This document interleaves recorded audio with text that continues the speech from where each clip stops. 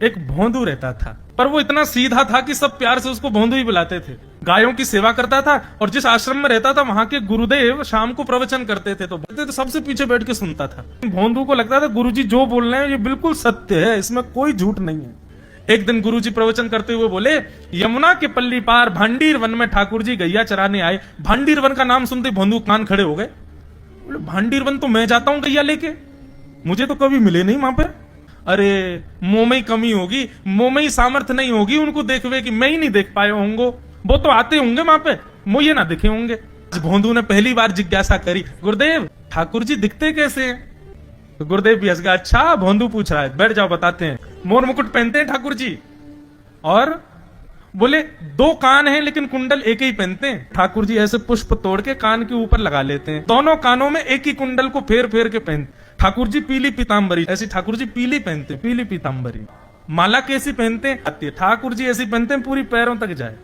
ये देखो गुरु जी कह रहे हैं तो निश्चित है भंडीर वन में आते हैं ठाकुर जी। भोंदू अपनी गैया लेकर के भांडीर वन पहुंच गया। गैया चर रही थी, अब भोंदू ढूंढ रहा है, कभी वृक्ष के नीचे जाके देखे, कभी कहीं देखे, कभी ढूंढे कहीं से चंदन की सुगंधी आ जाए। गुरुजी बता रहे थे उनमें से चंदन की सुगंधी आती है, क्या पता कन्हैया यहीं कहीं हो। इतने भाव से, इतने प्रेम से और इतने भोलेपन से ढूंढने लगा ठाकुर जी को, और ठाकुर जी नहीं मिलते ना तो अपने आप को ही कोसता, मुंह में योग्यता ना होगी यही मारे ना मिल रहे, ठाकुर जी तो यही है। गुरु जी की बात गलत नहीं है, ठाकुर जी तो यही है।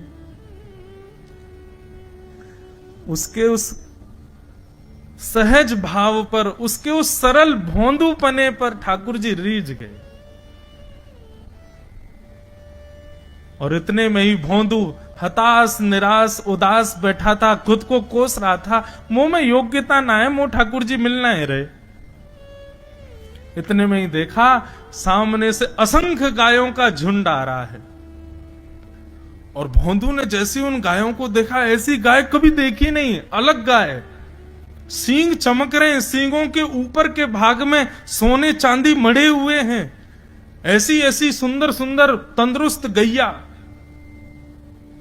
तभी देख रहा है भोंदू, पीताम्बरी पहनी है, गले में वैजंती माला धारण की है, सिर पर पाग पहनी है, एक कान में कुंडल है, मंद मंद मुस्कुरा करके दतुइयां दिखा रहे हैं, कटाक्ष नेत्रों से कभी इधर देख रहे हैं कभी उधर देख रहे हैं, अपनी वेणु को कमर में कस करके गैयाओं के गले में गलवैयां डाल करके श्याम सुंदर भोंदू की तरफ चलते भय आ रहे हैं।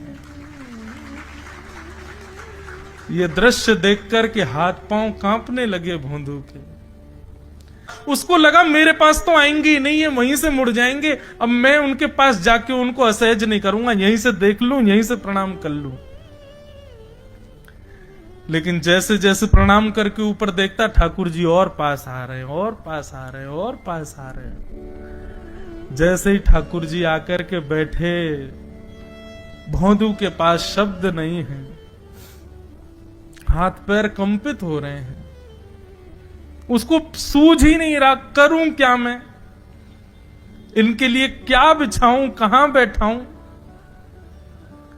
ठाकुर जी ने अपने आप ही भोंदू के गले में हाथ डाली, अरे तेरा नाम कहा है? जैसे ही ठाकुर जी ने नाम पूछा, भोंदू अपना ही नाम भूल गया, बोले मुझे याद ही नहीं मेरा नाम क्या है, पर प्रेम से सब लोग मुझे भोंदू बुलाते हैं। अब तो भोंदू नाम सुनते ही ठाकुर जी ताली दे दे के हंसने लगे, तेरा नाम भोंदू है? बोले हाँ मेरा नाम भोंदू है। और ठाकुर जी आपको अच्छा लगो? बोले हाँ बहुत अच्छा लगो।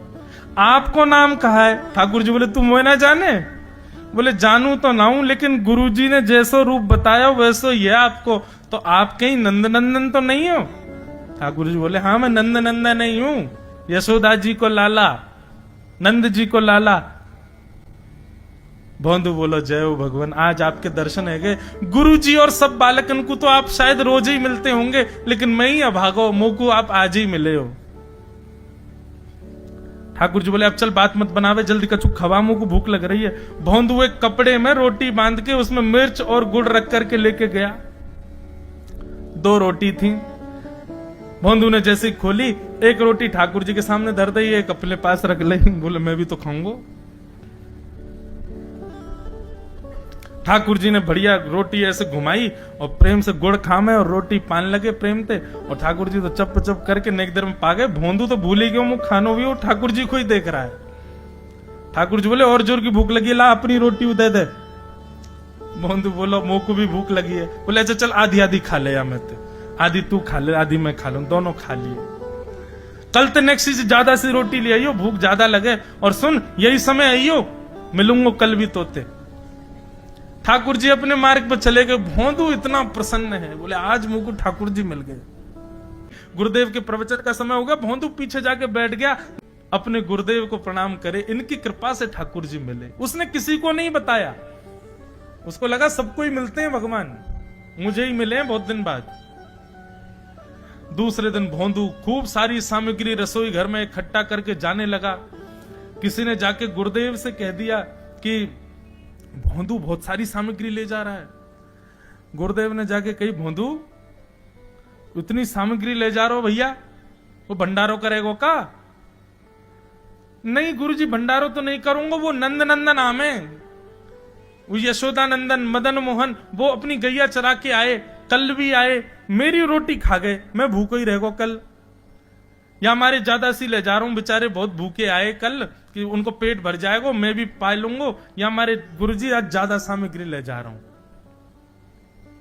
गुरुदेव ने मन में सोचा ये बात कोई और कहे तो अविश्वास किया जा सकता है, लेकिन भोंदू झूठ नहीं बोलता।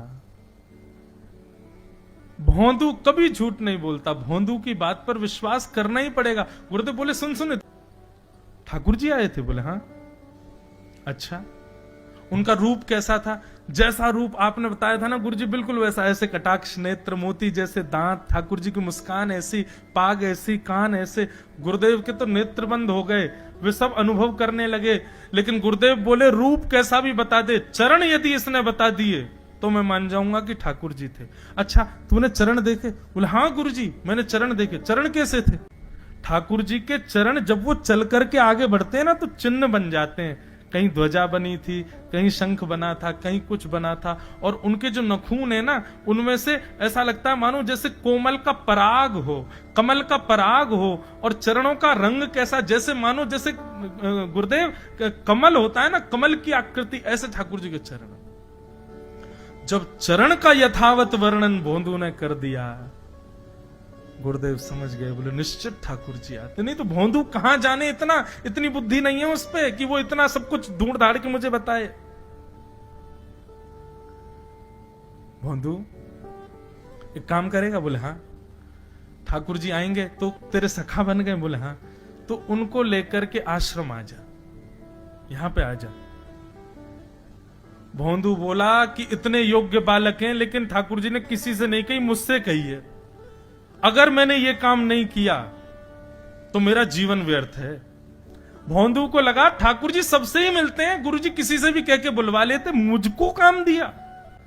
भोंदू ने तो उसको अपने हृदय में ले लिया, अब ये काम मुझे करना है। बोले गुरुजी मैं वचन दे के जा रहा हूं, ठाकुर जी को मैं लेके आऊंगा। जा बेटा। भोंदू वन में चला गया। अब तो उसको मिलने की भी एक्साइटमेंट नहीं है और कोई उसके मन में भाव ही नहीं है, उसको ये है बस ठाकुर जी को मैं ले जाऊं।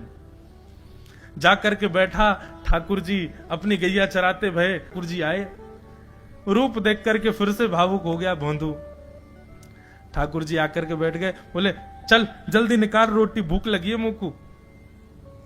भोंदू सजाता जा रहा है थाली, ठाकुर जी को देता जा रहा है। बोले जय जय एक प्रार्थना करूं? बोले करो। आप मेरे संग मेरे सखाओ ना आप? बोले हाँ तेरो सखाऊं तो मेरी बात मानोगे? बोले कहा आप मेरे संग आश्रम चलो गुरु जी के पास। ठाकुर जी रोटी पाते जा रहे, ठाकुर जी ने अनसुनी कर दी बात। बोले जय जय कछु कहो ना, आप चलोगे ना? ठाकुर जी बोले हम तेरे सखा हैं, तेरे गुरु जी के सखा नहीं है। तू मोते मिल, तू मेरे संग खा, तू मेरे संग रहे, तू कछु कर, तो कुछ सब अधिकार है, लेकिन ये हम गुरु जी ते मिल बातें मिल ये सब हम नहीं करेंगे। हम बस तेरे सखा हैं, तो ये जाने और कोई ये ना जाने। ए जय जय ऐसा मत कहो ना, वे नहीं बताते तो मैं तो आपको देख ही नहीं पाता, मैं तो आपको जानता ही ना हूं। उनने ही तो मुझको बताई कि आप भांडीर बनाते हो, आपका रूप ऐसा है। उनने कृपा करके मुंह को आपसे मिलवाए हो, वही हमारी मित्रता के मूल आधार है, उनसे तो मिलवे चलो ना। ठाकुर जी बोले देख ज्यादा जिद मत करे, हमने तो उसे एक बार कह दी हम नहीं जाएंगे नहीं जाएंगे नहीं जाएंगे। ठाकुर जी रोटी पा रहे थे तो भोंदू ने हाथ से रोटी और छनाई बोली ये भी दो, ये भी गुरु जी की है, लाओ ये मिर्च गुड़ सब दो, ये सब गुरु जी को, ये भी मत खाओ। और सुनो, यदि हमारे गुरु जी से आपको प्रेम नहीं है तो हमको आपसे प्रेम नहीं है। कल ते अपनी गैयान को लेकर कहीं और चरावे जाओ, होंगे तुम नंदन अपने गांव के, मेरे गुरुजी के पास नहीं जाओगे। और सुनो, ये मुंह में जो रोटी रखी यू को उगल ले आओ, ये भी गुरुजी की रसोई में बनी है, हमारे गुरुजी से नहीं मिलेंगे।